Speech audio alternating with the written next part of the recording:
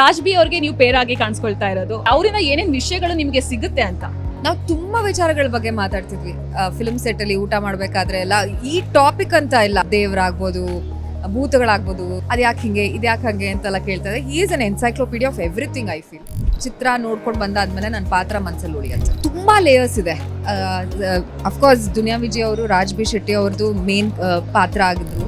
ನೀವು ಗೆಸ್ಸೇ ಮಾಡೋಕ್ಕಾಗಲ್ಲ ನೆಕ್ಸ್ಟ್ ಏನಾಗುತ್ತೆ ಅಂತ. ಈ ಪಾತ್ರದಿಂದ ಹಿಂಗಾಗತ್ತಾ ಅಂತ ನಿಮ್ಗೆ ಅನ್ಸುತ್ತೆ ಅವಾಗ. ರಿಗ್ರೆಟ್ಸ್ ಎಷ್ಟಿದೆ, ಆಮೇಲೆ ಸ್ಯಾಟಿಸ್ಫ್ಯಾಕ್ಷನ್ ಅನ್ನೋದು ಎಷ್ಟಾಗುತ್ತೆ? I am still not satisfied. ಇನ್ನು ತೃಪ್ತಿ ಇಲ್ಲ ನನಗೆ. ಇನ್ನು ತುಂಬ ರೋಲ್ಸ್ ಮಾಡಬೇಕು, ಮೈಂಡಲ್ಲಿ ತುಂಬ ಇದೆ ರೋಲ್ಸ್ ಮಾಡೋದು, ಇನ್ನು ತುಂಬ ಸಾಧನೆ ಮಾಡಬೇಕು. ಖುಷಿ ಇದೆ, ಡೆಫಿನೆಟ್ ಆಗಿ ಖುಷಿ. ಫಿಲ್ಮ್ ಬರಲಿ, ಆಚೆ ನೋಡಲಿ, ತುಂಬ ಓವರ್ ಎಕ್ಸ್ಪೆಕ್ಟೇಷನ್ಸು ನನಗಿಲ್ಲ. ಸೊ ಮುಂಚೆ ಎಕ್ಸ್ಪೆಕ್ಟೇಷನ್ಸ್ ಇಟ್ಕೊಂಡು ಕಣ್ಣೀರು ಹಾಕಿರೋದಿದೆ. ಸೊ ಅದು ಬೇಡ, ಅದನ್ನೇ ಹೇಳಿದ್ದು. ನಾನು ರಿಗ್ರೆಟ್ ಮಾಡಲ್ಲ ನಾನು. ಲ್ಯಾಂಡ್ ಲಾರ್ಡ್ ಒಂದು ದೊಡ್ಡ ತಾರಾಗಣ ಇರುವಂತಹ ಒಂದು ಸಿನಿಮಾ, ಸಿಕ್ಕಾಪಟ್ಟೆ ಹೈಪ್ ಅನ್ನ ಈಗಾಗಲೇ ಕ್ರಿಯೇಟ್ ಮಾಡ್ತಾ ಇದೆ. ಇವತ್ತು ಸೆಕೆಂಡ್ ಟೀಸರ್ ಕೂಡ ರಿಲೀಸ್ ಆಯಿತು. ಸೊ ಈ ಲ್ಯಾಂಡ್ ಲಾರ್ಡ್ ಅಲ್ಲಿ ಆಕ್ಟ್ ಮಾಡಿರುವಂತಹ ಪದ್ಮಾ ರೋಲ್ ಪ್ಲೇ ಮಾಡ್ತಾ ಇರುವಂತಹ ಭಾವನಾ ಮ್ಯಾಮ್ ನಮ್ಮ ಜೊತೆಗೆ ಇದ್ದಾರೆ. ಭಾವನಾ ಅವರು ಸೊ ಯಾವ ರೀತಿಯಾಗಿ ಈ ಒಂದು ಕ್ಯಾರೆಕ್ಟರ್ನ ಪ್ಲೇ ಮಾಡ್ತಾ ಇದ್ದಾರೆ, ಹಾಗೆ ಈ ಒಂದು ಕ್ಯಾರೆಕ್ಟರ್ ಪೋಸ್ಟರ್ ನೋಡಿದಾಗ ಇವರು ರಾ ಲುಕ್ಕಲ್ಲಿ ಕಾಣಿಸ್ಕೊಂಡಿದ್ದಾರೆ. ಏನಿದು ಕ್ಯಾರೆಕ್ಟರ್ ಬಿಟ್ಕೊಡೋದಿಲ್ಲ, ಬಟ್ ಸ್ಟಿಲ್ ರಾ ಲುಕ್ಕಿನ ಬಗ್ಗೆ ಆದರೂ ಹೇಳ್ತಾರ, ಕೇಳೋಣ. ಮೊದಲದಾಗಿ ಅವ್ರನ್ನ ಸ್ವಾಗತಿಸೋಣ. ಮ್ಯಾಮ್ ನಮಸ್ತೆ, ನನ್ನ ಕಾರ್ಯಕ್ರಮಕ್ಕೆ ಸ್ವಾಗತ. Thank you so much. So ಹೇಳಿದೆ, ನಾನು ನಿಮ್ಮ ಪೋಸ್ಟರ್ನ ನೋಡಿದ್ವಿ, ನಾವು ರಾ ಲುಕ್ಕಲ್ಲಿ ಕಾಣಿಸ್ಕೊಳ್ತಾ ಇದ್ದೀರಾ ಪದ್ಮಾ ಆಗಿ. ಅದ್ರ ಬಗ್ಗೆ ಹೇಳೋದಾದ್ರೆ ರಾ ಲುಕ್ಕೆ, ರಾ ಕ್ಯಾರೆಕ್ಟರ್ ಕೂಡ. ಬಟ್ ಆಬ್ವಿಯಸ್ಲಿ ಹೆಚ್ಚು ಮಾತಾಡೋಕ್ಕಾಗಲ್ಲ ನನಗೆ. ಒಂದು ತುಂಬ ಕಾಂಪ್ಲೆಕ್ಸ್ ಮತ್ತು ಬ್ಯೂಟಿಫುಲ್ ಕ್ಯಾರೆಕ್ಟರ್ ಇದು. ಒಂದು ಮೇಜರ್ ತಿರುವು ಕೊಡುವಂಥ ಪಾತ್ರ ಸಿನಿಮಾಗೆ. ಆ್ಯಂಡ್ 100% ಚಿತ್ರ ನೋಡ್ಕೊಂಡು ಬಂದಾದ್ಮೇಲೆ ನನ್ನ ಪಾತ್ರ ಮನಸ್ಸಲ್ಲಿ ಉಳಿಯುತ್ತೆ. ಸೊ ಫಸ್ಟಾಗಿ ನನಗೆ ಅದು ನೋಡಿದ ತಕ್ಷಣ ನಂಗೆ ತಲೆಯಲ್ಲಿ ಬಂದಿದ್ದು ಅಂತಂದರೆ, ಒಂದು ಐಟಮ್ ಸಾಂಗಲ್ಲಿ ನೀವು ಕಾಣಿಸ್ಕೊಳ್ತಾ ಇದ್ದೀರಾ ಅನ್ನೋದು. ಸೊ ಇದು ಹೌದಾ? ಚೆನ್ನಾಗಿದೆ ಇದು. ಎಲ್ಲರೂ ಗೆಸ್ ಮಾಡ್ತಾ ಇರಿ, ಹಿಂಗೆ ಐಟಮ್ ಸಾಂಗ್ ಏನು ಎತ್ತ ಅಂತ ನೀವೇ ಗೆಸ್ ಮಾಡ್ತಾ ಇರಿ. ಚೆನ್ನಾಗಿದೆ ಇದು. ಓಕೆ, ಸೊ ಲ್ಯಾಂಡ್ ಲಾರ್ಡ್ಗೂ ಮುಂಚೆ ಏನು ಮಾಡ್ತಾ ಇದ್ರಿ, ಯಾವುದ್ರಲ್ಲಿ ಬ್ಯುಸಿ ಆಗಿದ್ರಿ ನೀವು, ನೀವು ಎದ್ರಲ್ಲಿ ತೊಡಗಿಸ್ಕೊಂಡಿದ್ರಿ ಅಂತ? ಲ್ಯಾಂಡ್ ಲಾರ್ಡ್ಗೂ ಮುಂಚೆ I think Grey Games release ಆಗಿತ್ತು ನಂದು. ಆಮೇಲೆ ಒಂದು ಸ್ವಲ್ಪ ಮನೆ ಕಟ್ಸೋದ್ರಲ್ಲಿ ಬ್ಯುಸಿ ಆಗಿಬಿಟ್ಟೆ. ನಿಮ್ಮ ಮನೆ ಕಟ್ಟಿ ನೋಡು, ಮದುವೆ ಮಾಡಿ ನೋಡು ಅಂತಾರೆ. ಸಿಕ್ಕಾಬಡೆ ಕೆಲಸ ಆಯಿತು, ಅಲ್ಲೊಂದು ಸ್ವಲ್ಪ ಬ್ಯುಸಿ ಆದೆ. ಸೊ ಕ್ರಿಕೆಟ್ ಆಡೋದ್ರಲ್ಲಿ ಒಂದು ಸ್ವಲ್ಪ ಬ್ಯುಸಿ ಆದೆ. ಸೊ ಇವಾಗ ಲ್ಯಾಂಡ್ ಲಾರ್ಡ್ ಪ್ರಮೋಷನ್ಸ್. ಹೊಸ ಮನೆ ಕಟ್ಸಿದ್ದೀರಾ, ಎಲ್ಲರೂ ಕೂಡ ನಿಮ್ಮ ಮನೆ ಗೃಹ ಪ್ರವೇಶಕ್ಕೆ ದೊಡ್ಡ ದೊಡ್ಡ ಸ್ಟಾರ್ಸ್ ಬಂದಿದ್ರು. ಸೊ ಮನೆ ಕಟ್ಟಿ ನೋಡು, ಮದುವೆ ಮಾಡಿ ನೋಡು ಅಂತಾರೆ. ಮನೆ ಕಟ್ಟಿದ್ರು ನೋಡ್ಬಿಟ್ಟಿದ್ದೀರಾ ಇವಾಗ. ಸೊ ಅದ್ರ ಬಗ್ಗೆ ಹೇಳೋದಾದ್ರೆ, ಮತ್ತೆ ಎಲ್ಲರೂ ನಿಮ್ಮ ಮನೆ ಕಟ್ಟಿದ್ದಕ್ಕೆ ಖುಷಿ ಪಟ್ಟಿದ್ದಾರೆ, ನಿಮಗೆ ಕಂಗ್ರ್ಯಾಚುಲೇಷನ್ಸ್ ಹೇಳಿದ್ದಾರೆ. ಸೊ ಹೇಗೆಲ್ಲ ಅದೆಲ್ಲ ಆ ಒಂದು ಹೈಪ್ ಯಾವ ಥರ ಇತ್ತು, ಮತ್ತೆ ಅದರಿಂದ ಹ್ಯಾಂಗ್ಔಟಿಂದ ಹೊರಗಡೆ ಬಂದಿದ್ದಾಗಿದೆಯಾ ಇನ್ನೂ ಇಲ್ವಾ? ಇಲ್ಲ ಆಗಿದೆ. ಇವಾಗ ಹೊಸ ಮನೇಲಿ ಸೆಟ್ಲು ಆಗಿದ್ದೀವಿ. ಗೃಹ ಪ್ರವೇಶಕ್ಕೆ ತುಂಬ ಜನ ಬಂದಿದ್ರು ವಿಶ್ ಮಾಡೋಕ್ಕೆ. ತುಂಬ ಖುಷಿ ಆಯಿತು. ಒಂದು ಪಾಸಿಟಿವ್ ಎನ್ವೈರ್ಮೆಂಟ್ ಇತ್ತು. ಸೊ ಎಲ್ಲರಿಗೂ ನಿಜವಾಗ್ಲೂ ಒಂದು ಹೃದಯಪೂರ್ವಕವಾಗಿ ವಿಶ್ ಮಾಡಿಬಿಟ್ಟು ಹೋದ್ರು. ಅದೇ ಖುಷಿ ನನಗೆ. ಸೊ ಲ್ಯಾಂಡ್ ಲಾರ್ಡ್ಗೆ ಬರೋದಾಯ್ತಂದ್ರೆ, ದೊಡ್ಡ ಸ್ಟಾರ್ ಕಾಸ್ಟ್ ಇರುವಂತಹ ಒಂದು ಸಿನಿಮಾ.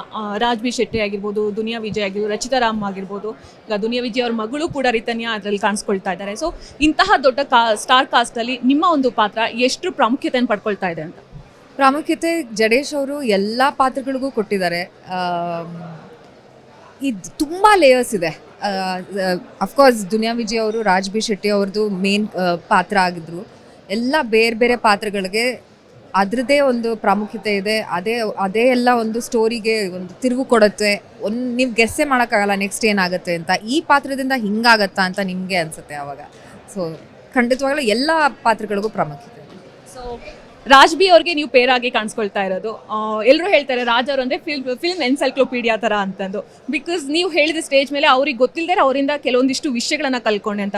ಸೊ ಆ ಥರದವರು ಮ್ಯಾಗ್ನೆಟ್ ಥರ ಎಲ್ಲರೂ ಸೆಳೆಯೋದು ಯಾಕೆ, ಅವರಿಂದ ಏನೇನು ವಿಷಯಗಳು ನಿಮಗೆ ಸಿಗುತ್ತೆ ಅಂತ? ನಾವು ತುಂಬ ವಿಚಾರಗಳ ಬಗ್ಗೆ ಮಾತಾಡ್ತಿದ್ವಿ ಫಿಲ್ಮ್ ಸೆಟ್ಟಲ್ಲಿ ಊಟ ಮಾಡಬೇಕಾದ್ರೆ ಎಲ್ಲ. ಈ ಟಾಪಿಕ್ ಅಂತ ಇಲ್ಲ, ಸಿಕ್ಕಾಪಟ್ಟೆ ವಿಚಾರಗಳು ಮಾತಾಡ್ತಾ ಇದ್ವಿ.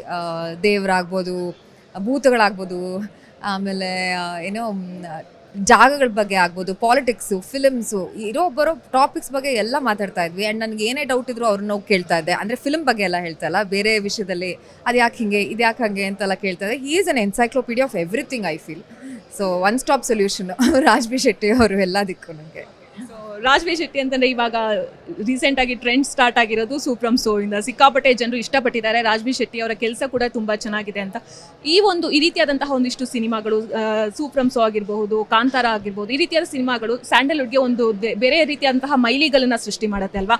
ಸೊ ಈ ಥರ ಸಿನಿಮಾಗಳು ಇಂತಹ ಒಂದು ಸಂದರ್ಭದಲ್ಲಿ ಎಷ್ಟು ಮುಖ್ಯ ಆಗುತ್ತೆ ಸ್ಯಾಂಡಲ್ವುಡ್ನ ಒಂದು ಮೇಲೆ ಏರಿಸೋದಕ್ಕೆ ಅಂತ? Yes, actually we have to be very grateful. KGF, Kantara, Su From So ಚಿಕ್ಕ ಬಡ್ಜೆಟಲ್ಲಿ ದೊಡ್ಡ ಮಟ್ಟಕ್ಕೆ ಹೆಸರು ಮಾಡ್ತು. ಸೊ ಈ ಫಿಲಮ್ಸು ನಮಗೆ ಇನ್ನೂ ಒಂದು ಪ್ರೋತ್ಸಾಹನೇ ನೀಡುತ್ತೆ. ಇನ್ನೂ ದೊಡ್ಡ ಫಿಲಮ್ ಮಾಡ್ಬೋದು, ಇನ್ನೂ ಅಂದರೆ ನಿರ್ಮಾಪಕರು ಮುಂದೆ ಬರ್ತಾರೆ ಫಿಲಮ್ಸ್ ಪ್ರೊಡ್ಯೂಸ್ ಮಾಡೋಕ್ಕೆ. ಸೊ ಲ್ಯಾಂಡ್ ಲಾರ್ಡು ಅದೇ ಒಂದು ದೊಡ್ಡ ಫಿಲಮು. ಇಷ್ಟು ತಾರಾಗಣ ಇದೆ, ಇಷ್ಟು ಒಳ್ಳೆ ಕತೆ. ಜಡೇಶ್ವರ್ ಎಕ್ಸ್ಟ್ರೀಮ್ಲಿ ಗುಡ್ ಜಾಬ್ ಮಾಡಿದ್ದಾರೆ, ತುಂಬ ಶ್ರಮಜೀವಿ. ಸೊ ತುಂಬಾ ಎಕ್ಸ್ಪೆಕ್ಟೇಷನ್ಸ್ ಇದೆ. ನಾನು ಫಸ್ಟ್ 2 days ಶೂಟ್ ಹೋಗಾದ್ಮೇಲೆ ನಾನು ಜಡೇಶ್ವರಿಗೆ ಫೋನ್ ಮಾಡಿ ಹೇಳಿದೆ, ಇದು ಬಿಗ್ ಹಿಟ್ಟು ಸರ್, ಡೋಂಟ್ ವರಿ ಅಂತ ಹೇಳಿದೆ. ಬಿಕಾಸ್ ನನಗೆ ಅಷ್ಟು ಕಾನ್ಫಿಡೆನ್ಸ್ ಇದೆ ಈ ಚಿತ್ರದ ಮೇಲೆ. ಸೊ ಇದು ತುಂಬಾ ಹೆಲ್ಪ್ ಆಗುತ್ತೆ. ಒಂದು ಫಿಲ್ಮ್ ಹಿಟ್ ಆದರೆ ಇಡೀ ಇಂಡಸ್ಟ್ರಿಗೆ ಹೆಲ್ಪ್ ಆಗುತ್ತೆ, ಜನರಿಗೆ ಎಂಪ್ಲಾಯ್ಮೆಂಟ್ ಸಿಗುತ್ತೆ, ಯಾರೇ ಆಗಿರ್ಬೋದು. ಸೊ ಡೆಫಿನೆಟಾಗಿ ಹೆಲ್ಪ್ ಆಗುತ್ತೆ. ಸೊ ಭಾವನಾ ಅಂದ ತಕ್ಷಣ ಎಲ್ರಿಗೂ ನೆನಪಾಗೋದು ಗಾಳಿಪಟ ಸಿನಿಮಾ. ಅದರಿಂದ ಸಿಕ್ಕಾಪಟ್ಟೆ ನಿಮ್ಮ ಹೆಸರು ಚೇಂಜ್ ಆಯಿತು, ಆಮೇಲೆ ನಿಮ್ಮ ಒಂದು ಬೇಡಿಕೆ ಕೂಡ ಹೆಚ್ಚಾಯಿತು ಅಂತ ಹೇಳ್ಬೋದು. ಸೊ ಗಾಳಿಪಟ ಸಿನಿಮಾದಲ್ಲಿ ಪಾವನಿ ರೋಲು ನೀವು ಮಾಡಿದ್ರು. ನಾನು ಯಾಕಂದರೆ ಇಂಟ್ರೋಲು ನನಗೆ ಪಾವನಿ ಅಂತಲೇ ಬಂತು, ಅದಕ್ಕೆ ನನಗೆ ಹೇಳಿದೆ. ಸೊ ಈ ರೀತಿಯಾದಂತಹ ಒಂದು ರೋಲು ಒಂದು ನಿಮಗೆ ಒಂದು ರೀತಿಯಾಗಿ ಒಳ್ಳೆಯದು ಕೂಡ ಇರುತ್ತೆ, ಇನ್ನೊಂದು ರೀತಿಯಾಗಿ ಬೇರೆ ಸಿನಿಮಾಗಳಲ್ಲಿ ಮಾಡಿದ್ರು ಕೂಡ ಆ ಸಿನಿಮಾದ ಹೆಸರು ಇನ್ನೂ ಹೋಗಿಲ್ವಲ್ಲ, ಬೇರೆ ಕಡೆಯಿಂದ ನಮ್ಮನ್ನು ಗುರುತಿಸ್ತಾ ಇಲ್ವಲ್ಲ ಅನ್ನುವಂತಹ ಒಂದು ಬೇಜಾರು ಕೂಡ ಆಗುತ್ತಾ ಅಂತ?